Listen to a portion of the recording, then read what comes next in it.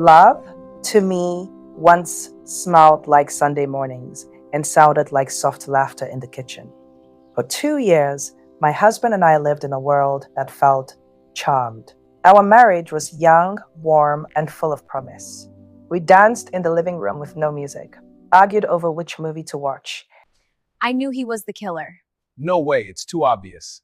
You're wrong, just watch. We'll see. We have to move now, before it's too late. This is getting intense. Yeah, but they're in it together. And fell asleep, tangled in each other's arms, like the future could never touch us. He would brush my hair back and call me his miracle. I believed him. I believed us. Those years were gentle. They were filled with whispered dreams, shared prayers, and the quiet confidence that comes from thinking you found your forever. Then his body began to fail. At first, it was small things: fatigue, missed meals, sudden weakness. He laughed it off, said it was stress. But stress doesn't steal color from a man's face or leave him breathless after a short walk.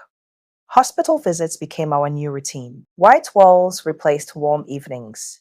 Doctors spoke in low voices, and I learned the language of fear. When they finally said he needed a kidney transplant, it felt like the world stopped. We had been married for 2 years.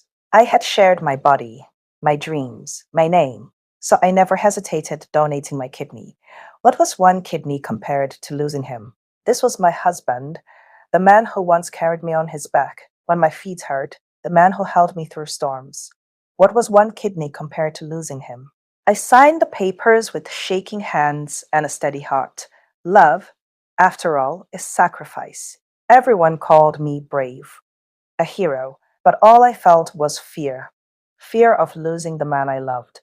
The tests were long and exhausting. Sleepless nights, silent prayers. I watched him grow weaker every day while I signed consent forms that spoke of risks and complications. Still, I smiled at him and said, "We'll be fine." I believed it. The surgery was successful. He lived.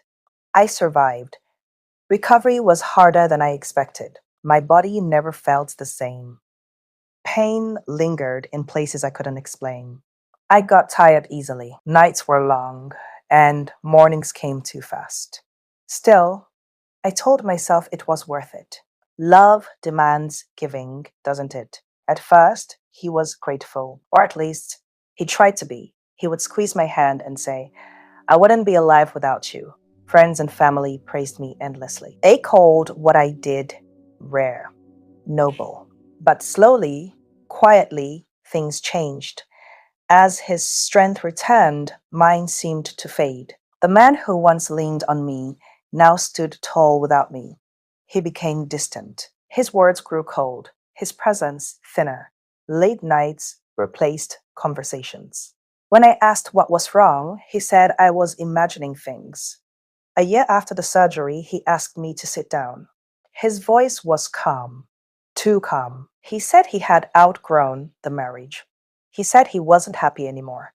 I searched his face for guilt, for memory, for love. There was none. The divorce papers arrived. That was when the pain truly began. Not in my body, but in my soul. I had given him a part of me I could never reclaim. I was left with scars, and a silence so loud it screamed. It felt like I lost more than a kidney. I lost myself. What was left for me were the words of my loved ones, who made me understand that it's his loss. My heart is too big for him, but the loneliness, the ache of being abandoned by someone who walks the world alive because of you, was unbearable. Some nights, I lie awake and wonder if he ever thinks of me when his body feels strong again. I wonder if my sacrifice ever crosses his mind, or if I'm just a chapter he closed without rereading. I am healing now, slowly, carefully, learning that love should never demand your destruction. I saved his life, but I almost lost mine trying to do it.